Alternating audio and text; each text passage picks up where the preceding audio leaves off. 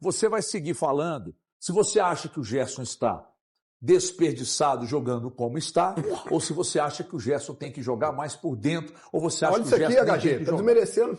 Eu acho que o Gerson, eu acho que o Gerson tem que jogar por dentro. Eu prefiro o Gerson jogando por dentro que é aberto pela direita. Agora, cabe ao Gerson também ter um entendimento. O Elton falou sobre a postura, sobre o jogador entender em campo o que ele tem que fazer, apesar da orientação do técnico. A gente falando sobre como o time do Cruzeiro se comporta, por exemplo, na marcação. Cara, se tá difícil pro Gerson jogar atuando daquele jeito, ele pode entender que ele pode fazer diferente. Por que o Gerson não pode ele falar assim, pô, eu não tô conseguindo render o meu melhor jogando aqui aberto na ponta direita de costas pro gol, por que eu não vou dar um passo à frente? Ou eu vou tentar buscar a bola mais próximo do meio de campo, ajudar a criar, por que ele em campo não tem essa postura então? Este é um ponto que eu quero trazer. Essa avaliação que você está fazendo é por causa de um jogo, por causa do jogo de ontem? Não. Eu tô falando da questão da postura, de entender a postura do jogador. Trazendo para aquela discussão da postura que você falou, sobre por que os jogadores não podem, em campo, entender o melhor para eles. Concordo. Então, isso cabe também para um Gerson que não atua bem quando ele tá, ou até então não atua bem, aberto pela direita. Cara, só isso.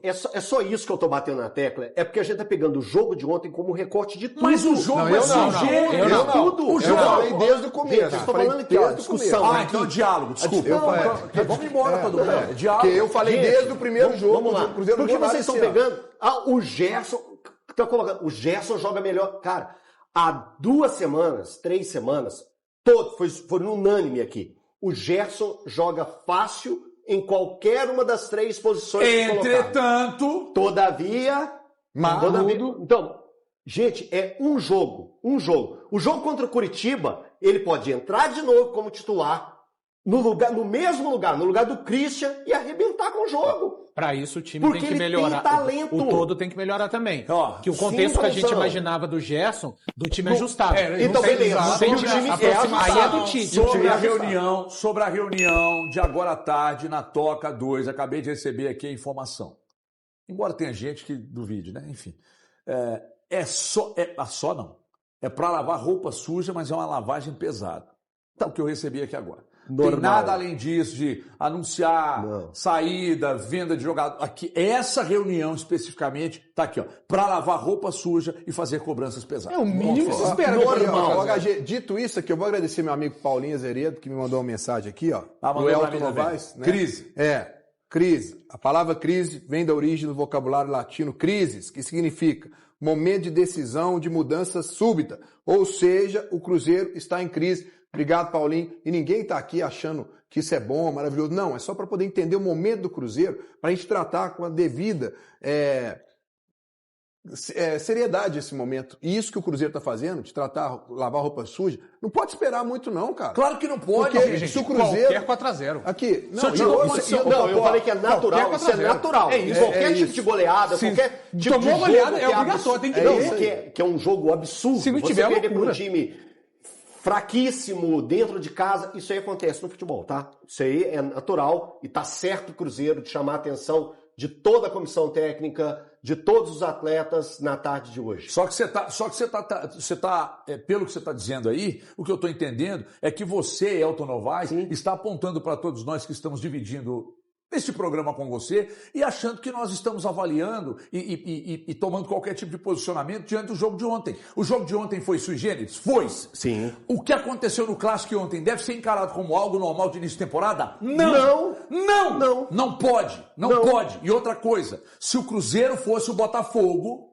com os problemas institucionais, problemas estruturais, dívida, rolo, um cara boquirroto desgraçado que é o dono do clube, que fala um monte de groselha e só aparece na boa, ou então para fazer onda. Mas o Cruzeiro não é, cara. Então se nós colocamos o Cruzeiro aqui... O meu amigo acabou de lembrar, inclusive um abraço para ele, o Ian, o Zuc, cruzeirense do Dente, acabou de mandar mensagem. Nós nem falamos que o Botafogo estava em crise. O Botafogo estava em crise. Institucional pesadíssimo. Transferban, jogador pesadíssimo. Gente, Danilo e Montoro só jogaram por causa de uma liminar.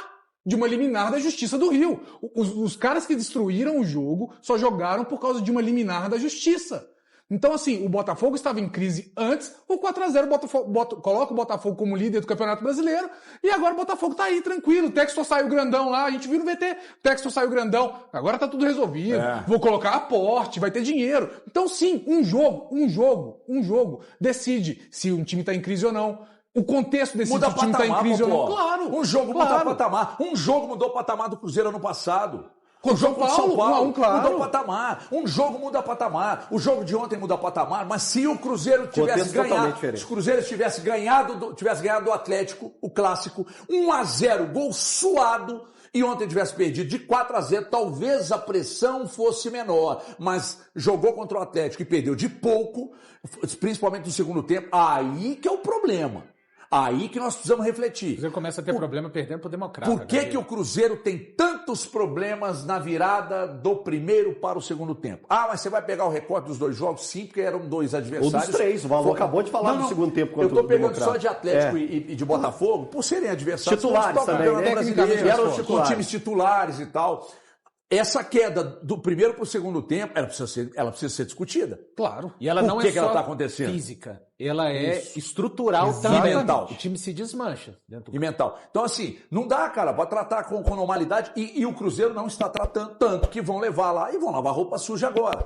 E vão discutir o que está acontecendo. E se tiver que fazer mudança, e se forem mudanças drásticas, elas precisam ser feitas. Porque é natural que a cobrança seja muito maior, inclusive da imprensa. O torcedor fala, pô, mas não é... Ah, mas ninguém pode apontar e dizer, ah, mas no rival... Ah, não. Não era pesada no rival, não. Ontem eu vi traços de... Ontem, eu vendo o Cruzeiro jogar contra o Botafogo, eu vi traços dos piores momentos do Atlético nos anos anteriores. Que era um time fronha, palmolice, preguiçoso, marcando... Aqui, presta atenção no gol. Que pareceu gol de pelada, né? Aquele gol que... Foi o quarto gol. Parecia gol de pelada. Presta atenção no Fabrício Bruno. Não tô apontando para um, para outro, não. Fabrício Bruno foi dividir uma bola próximo do meio campo. Pisou fofo na dividida. Olha o gol aí, ó. Mostra aí, André. Pisando fofo na dividida. De lançamento errado. Que isso, meus amigos? Preciosismo. E outra coisa, falei com o Valu, aquela bola que o Fagner saiu no contra-ataque, que saiu correndo atrás de atacante do Botafogo, ele nunca teria que ser o Fagner aí. Olha esse gol aí, gente. Vocês viram a bola dividida no meio campo? Isso aí o Valu falou e tem razão, isso é gol de pelada. Gol de pelada. O Fagner, com 40 anos, sai correndo atrás de atacante. Cadê o meu zagueiro mais veloz do Brasil? Ele que tinha que estar ali, ou um volante veloz. Ah, me ajuda aí. Quando você fala em mudança, a gente pode pensar, de repente, numa volta, inclusive... Ah, fugiu o nome. O volante do Cruzeiro, que não jogou ontem. Que o Wallace? Não, o Wallace não. O do meio campista, o Christian. Cara, você acha que pode ser a volta do Christian para poder voltar ao que era? Me chamou a atenção quando ele sacou. Então... Porque a semana passada, eu tô falando por mim, tá? Não tô falando por vocês, não. Nem tentem achar que eu tenho procuração para falar isso por vocês. Vocês não falaram isso. Falei assim, bom, pelo que estamos vendo o Christian em campo, o Christian me parece que pode levar vantagem naquela de, bom, marca o KJ, marca o Gerson, marca o MP, e o Christian chega como elemento surpresa e vira o coringão desse time aí. Aí ele saca o Christian. Aí deixa o Wanderson. O Wanderson esteve em campo ontem? Não, jogou nada. Pois é. Então, o Wanderson. Mas quem jogou bem? O Wanderson, pra mim, é o primeiro cara que tem que sair do time. O Arroio mostrou que não pode ser reserva do Wanderson. Isso aí. Não vou falar que jogou bem, mas ontem ele titular. Escancarou. E outra coisa, ontem nós tivemos a plena convicção. Ah, mas é um jogo, o recorte é de ontem. Você quer que eu fale do jogo que vai acontecer do ano passado? Não, jogo de ontem. Ficou muito claro que o problema não é o William, gente. O William, de vez em quando, ele viaja, parece que ele sai do foco, mas o problema não é ele. Nós vimos ontem aí um cara que efetivamente é apontado como o melhor marcador que o William, ontem fez um jogo ruim pra cacete, não conseguiu marcar também, sabe? Então o problema é o lado direito. O lado direito. Cara, então o problema é o lado direito. Lado. Pode ser. Hoje o problema do Cruzeiro pra mim são os lados. É todo o conjunto. É todo o conjunto, que não é mais harmônico. Então, mas... Não é só um lado. Cara, um time entrosado, com tudo que apresentou na temporada passada, ele não pode ser agora um grande problema. Pode, Elton, porque o técnico, eu concordo muito com o que o Popó falou, no momento o Cruzeiro não é mais o Cruzeiro do Jardim nem do Tite. Ele não é nem o Cruzeiro esse Cruzeiro que a gente viu aí contra o Botafogo. Então o Tite, ele precisa de colocar literalmente a mão na massa, tomar isso como dele. E fazer, se ele entende que mais gente porque precisa... Porque quando você fala isso, Valor, o problema passa a ser não só dos jogadores, né? Não é dos jogadores. Somente não, passa por todos. É lá o treinador. Isso. É o treinador que vai fazer. Tem que passar, porque senão não poderia ficar Ele botou ninguém. na conta até dos donos do clube, mano. Porque olha só, o Kaique não pode entrar naquela circunstância de saber. A gente não sabe. Hoje, daqui a pouco já é a segunda rodada. Porque nós estamos falando de problema pelo lado direito. Se vender os dois laterais, o problema vai ser dos dois lados. O problema é gigantesco. Porque tem algumas memórias que não são esquecidas. As memórias de movimento dos jogadores, elas não podem ter sido esquecidas em um mês. Mas o Caio Jorge foi acionado. Mas a forma que você... Vamos lá, não estou falando que o único problema do Cruzeiro é no momento de criar, não é isso. Mas vamos lá, você já mexe radicalmente na estrutura de um time que você colocava 2 zagueiros e um volante e liberava os laterais e o outro volante. Você já mexe muito quando você coloca 2 zagueiros e um lateral. Sabe por quê? Os seus volantes, que têm aquela qualidade para sair, eles estão recebendo a bola de costas para o campo de ataque e geralmente podem fazer passes curtos. E os zagueiros que o Cruzeiro tem, para mim, nem o Vidalba, que eu acho que é o mais qualificado, eles têm a capacidade de dar esse suporte que o Tite está querendo com essa saída. Então, só esse movimento, da forma do Cruzeiro sair jogando, já muda muito estruturalmente o funcionamento do time. Concordo. É melhor o Tite, que eu falei logo no início. Tite é melhor, se o Tite... Eu entendo que ele tem não falou que de manter... passinho para trás, faz uma saída com os volantes. Você faz a saída de 3 do mesmo jeito, mas você joga a responsabilidade do passe. É só lembrar, gente, sabe fazer olha isso. o Matheus Henrique jogando contra o Corinthians. Gente, tinha hora que ele vinha, ele era o último. Os zagueiros estavam... Ele era o último. E às vezes ele driblava um jogador aqui, ó, quase na meia-lua do Cruzeiro defensiva. Muda-se muito. Se ele falou de passo para trás, esse é um dos passos... Esse é um passo fundamental que eu acho que o Tite tem que dar para trás. Vocês acham... Aí são 2 perguntas que eu vou fazer.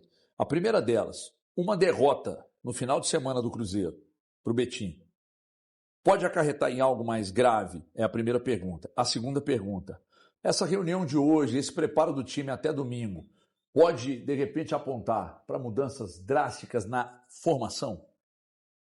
Entrar com o Matheus Henrique no meio-campo e daqui a pouco sacar o Lucas Silva. Eu acho que o Arroio vai entrar. O Wanderson rodar, o Christian voltar e de repente sacar a dupla de volantes, meter o Matheus Henrique. Eu não sei, estou perguntando. Vocês acham? Eu acho e eu espero que essa derrota de ontem já sirva para o Cruzeiro se atentar a alguns movimentos que vão ter que fazer, inclusive de mercado, tá? Inclusive de mercado. O Cruzeiro precisa ficar atento a esse papo que rolou logo depois da chegada do Gerson, de mercado fechado. Isso aí tem que cair por terra, tá? Começar a olhar. O Cruzeiro tem ainda carências no seu elenco. O Cruzeiro pode melhorar alguns setores. Entre eles, alguém para, se necessário for, jogar ao lado do Lucas Romero como um volante mais marcador, como um volante mais pegador, para fortalecer a defesa, para dar espaço atrás que o Valu falou, para ter alguém que volte, recue e consiga fazer essa saída de bola. Então, assim, são movimentos que eu acho que podem acontecer. Agora, sobre a derrota trazer alguma coisa mais grave, hoje, nessa sexta-feira, hoje é que dia? Hoje é 30, né? 30 de janeiro, eu acho que não. Eu acho que mesmo uma derrota diante do Betim não acarretaria numa decisão interna de saída do Tite ou de troca de comissão. Mas eu não vou cravar porque futebol ele pode sair amanhã. Entre o mas o HG, isso aqui é uma coisa que eu não tenho problema nenhum de falar, porque eu sempre falei aqui, independente do time que é, o Cruzeiro tem a obrigação de ganhar do Betim. Você não gosta, obrigação. Não tem problema, não existe, mas para mim, não só pelo momento, mas pelo nível do investimento no Cruzeiro, do time que o Cruzeiro tem. Nós estamos falando do terceiro colocado brasileiro. Necessidade de vencer. Isso é o Elton Novaes está falando. Então, televisão aqui, ó, põe no Elton para ele falar que é necessidade. E quando colocar no Galante, o Galante vai falar, tem obrigação. Essa é a minha opinião. Então, tem obrigação, tem que ganhar. Se perder, eu acho que a torcida do Cruzeiro vai generalizar e pedir a saída do Tite. Mas eu acho que o Pedrinho ainda vai conseguir segurar a onda, porque ele tem que entender que tem muita coisa em jogo. Tem um jogo do Curitiba aí dá uma oportunidade pro Curitiba. Agora, você falar comigo, se perder do Curitiba, Betim e Curitiba, os dois, aí é outra história. Agora, perder do Betim, eu acho que ele não cai, mas o jogo do Curitiba vira aquele jogo decisivo para ele. O Guilherme Souza, nosso produtor, acabou de mandar aqui um print de uma informação do André Hernan, né? Só falta vocês falarem que o André Hernan não é bem informado, né, gente? Porque às vezes erra uma informação ou outra, os caras que nem não respeitam o Jorge Nicola. O Nicola chuta muito. Não, é que você às vezes dá uma informação e a coisa não acontece e tá tudo bem, todo mundo erra. Sabe aquela história de só bate quem erra? É isso aí. Na verdade é o contrário, porque o meme é o só bate quem erra. Tá dizendo aqui que o Cruzeiro foi atrás do Cuiabano e ouviu que ele, Cuiabano, não quer voltar para o Brasil agora. Ou seja, se o André Hernan trouxe a informação que o Cruzeiro foi atrás do Cuiabano, significa, não significa? Valeu, torcedor cruzeirense, por acompanhar mais um giro de notícias do Cruzeiro. Se gostou das informações de hoje, deixe o seu like e compartilhe com os amigos. Aqui a gente traz a notícia com responsabilidade e respeito pela nossa camisa. Nos vemos no próximo vídeo e forte abraço!